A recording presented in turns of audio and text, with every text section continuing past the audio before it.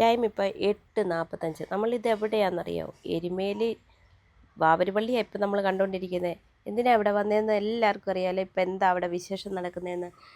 അവിടെ എരുമേലി എന്തെങ്കിലും വിശേഷം നടക്കുന്നത് നമ്മളെങ്ങനെ കോട്ടയത്തിരിക്കുന്നത്. അപ്പോൾ ഞാനിതാ വന്നു. ചന്ദനക്കുടം, നമ്മുടെ പേട്ടതുള്ളൽ എല്ലാം കൂടി കാണണ്ടേ. നമുക്ക് കാണാത്ത ആൾക്കാർ നമുക്ക് ഇതുവഴി കാണാം. ഇതാണ് നമ്മുടെ വാവരുപള്ളിയുടെ ഓപ്പോസിറ്റ് സൈഡിലിരിക്കുന്ന ഇതാണ് കൊച്ചമ്പലം. അയ്യപ്പൻ്റെ അമ്പലം തന്നെ കേട്ടോ കൊച്ചമ്പലം എന്നറിയപ്പെടുന്നത്. ഇത് അയ്യപ്പന്മാർ കയറി തൊഴുത് വാവരുപള്ളിക്കകത്തോട്ട് കയറുന്നു. കൂട്ടുകാരനായ ബാബരെ നോക്കിയിരിക്കുന്ന സ്വാമി അയ്യപ്പനെ കണ്ടോ? പുലിപ്പുറത്തേന്തിയിരിക്കുന്ന സ്വാമി അയ്യപ്പൻ. ഇതാണ് അയ്യപ്പൻ്റെ അമ്പലം, വലിയ അമ്പലം. ഇവിടെ ആണ് എല്ലാവരും തൊഴുതിട്ട് ശബരിമലയ്ക്ക് പോകുന്നത്. ഇത് നമ്മളിപ്പോൾ വാവര് പള്ളിയുടെ ഫ്രണ്ടിലാണ് ഇപ്പോൾ കാണുന്നത്. അയ്യപ്പന്മാർ ആ ഇല എന്താണെന്നറിയോ? പാണൽ എന്ന് പറഞ്ഞ ഒരു ചെടിയാണ്, കാട്ടിലൊക്കെ ഉണ്ടാകുന്നതാണ്.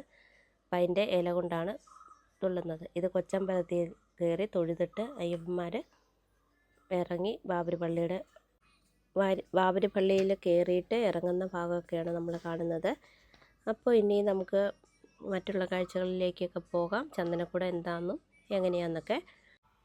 സൂര്യൻ താഴുമ്പോൾ ചന്ദനക്കുടം തുടങ്ങി സൂര്യൻ തിരിച്ചെത്തുമ്പോഴാണ് ചന്ദനക്കുടം അവസാനിക്കുന്നത്. അപ്പോൾ അതാണ് അമ്പലത്തിലോട്ട് പോകുന്ന വഴിയാണ് നമ്മളിപ്പം കണ്ടത്. 2-3 ആനയൊക്കെ ഉണ്ട്. മിസ്സാകരുത്, എല്ലാവർക്കും കാണാം കാഴ്ചകളിലേക്ക്.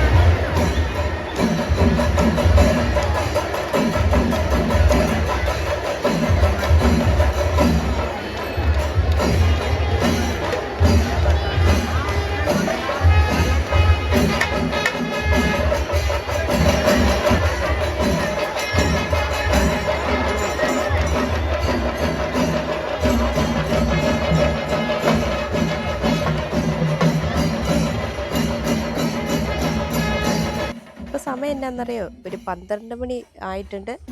അപ്പോൾ രാത്രി 12 PM കേട്ടോ.